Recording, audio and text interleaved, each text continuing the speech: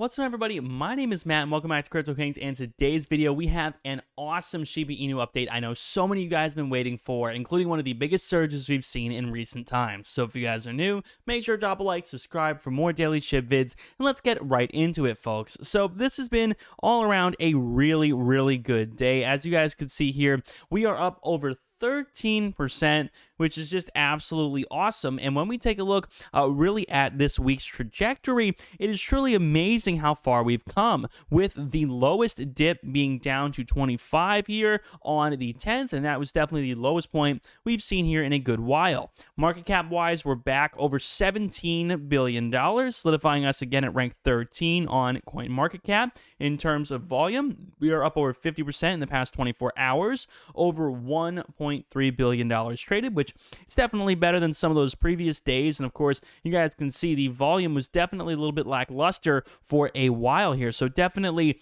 always a good sign in the volume department. Now, when we take a look at the rest of the major currencies on CoinMarketCap, really, folks, this is moving as things should. We have Bitcoin overall leading the pack, but more importantly, we have Ethereum, Solana, and all of these sort of major alts that are up around 5%, and the even smaller alts like Shiba Inu or some other ones you could say out there, you know, Litecoin, Stellar. I mean, I'm just reading through a list here. Anything really, Decentraland, Sandbox, all of these are up around 10%, and ultimately that is what matters, because when we look at market movements like this, really Bitcoin should be leading with moderate increases. Then the altcoins that are, you know, very major like Ethereum and whatnot should be following, and then on top of that, the more volatile altcoins should be moving up even more than Ethereum. And that's ultimately what we are seeing today, and I think that's probably the most healthy for the market cycle all around. There were many instances in which Bitcoin was outperforming Shiba Inu and all the other ones, and ultimately that's kind of bad. You want to see Bitcoin leading, but not in a really dramatic, you know, very pump and dump kind of way. So definitely nice to see that Bitcoin is moving up incrementally and not with the volatility that I was kind of worried about. This is, I think, probably the ultimate way to eventually dig ourselves up from sort of the trends that we were in. Now, before any further, guys, make sure to check out my Patreon, folks, with the link down below in the description if you guys like to know whenever I buy and sell coins like Shiba Inu and tons of other stuff. So definitely check it out. You guys can get access to every single time I buy and sell an altcoin, also my free altcoin checklist, and so much more. Private Discord access, some NFT related stuff, all of that goodies are down below in the description on my Patreon. Make sure to check it out. So taking a look at the graph, you guys can see that really what we were essentially being shown is the rejection of what could have been a triple bottom. Now, again, you guys can see that a triple bottom overall, when we're looking at a bullish move, tends to look something like this. We have the exit of a bull movement headed down, and then we bounce off of the bottom 3 times, and then hopefully we have a move up. And then ideally, these 3 bottoms are sort of used as trajectory, you know, as sort of ammo for working our way back up. Now, there was the potential to see this. We have the exit of this bull run here. We have one bottom, and then sort of a second bottom, and sort of a second bottom. 1, 2, 3. We had something like this that definitely wasn't that far off, but it does get a little muddier here. It definitely does have some more slippage than you would expect to see in the average triple bottom. But regardless, this definitely does still kind of look like a move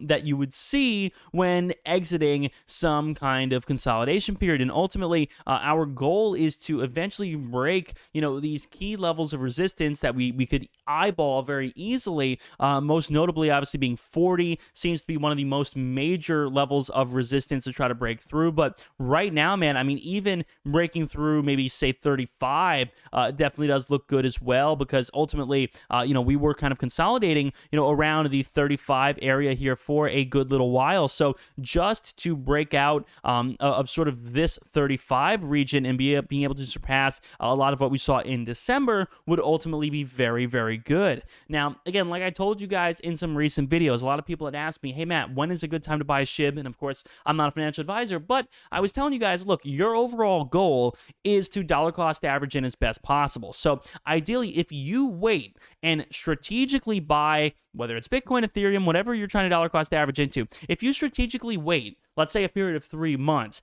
and you ideally try to look for these little slippage areas and try to buy in around here and try to buy in around here, ultimately your average will go down. And hopefully in a year from now, if SHIB is worth more than it is today, which I think it will be, you will have dollar cost averaged in at a very, very good price, leaving you with a very low cost basis. And that's really what's most important.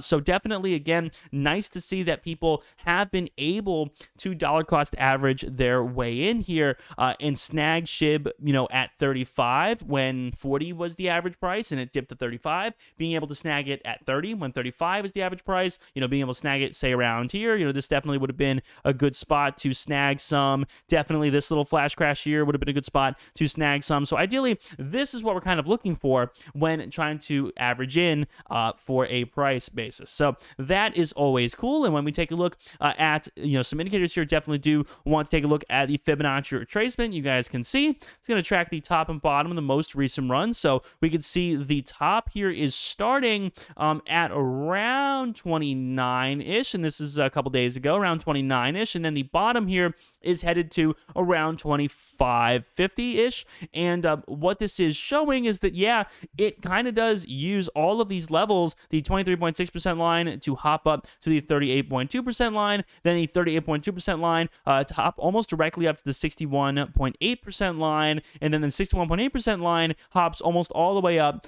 past the 78.6% line into the stratosphere here. So now we are what seems to be bouncing off the 161.8% line. So, even though we did definitely have some losses from the 9th to the 10th, what this is essentially telling us in English terms is that, yes, from the bottom point here, 0, to where we are right here, this has been a 161.8% retainment of those gains, if that makes sense. So the gains from here to here is 161.8% of this distance from here to here. So that's essentially what this is showing us, and that is always cool. Now it's nice to see whether or not we will be able to use this fib line as a spot to bounce off of. That is ideally what I am sort of looking for, is that on the day or the next coming days, we could use this spot as a way to bounce in the future.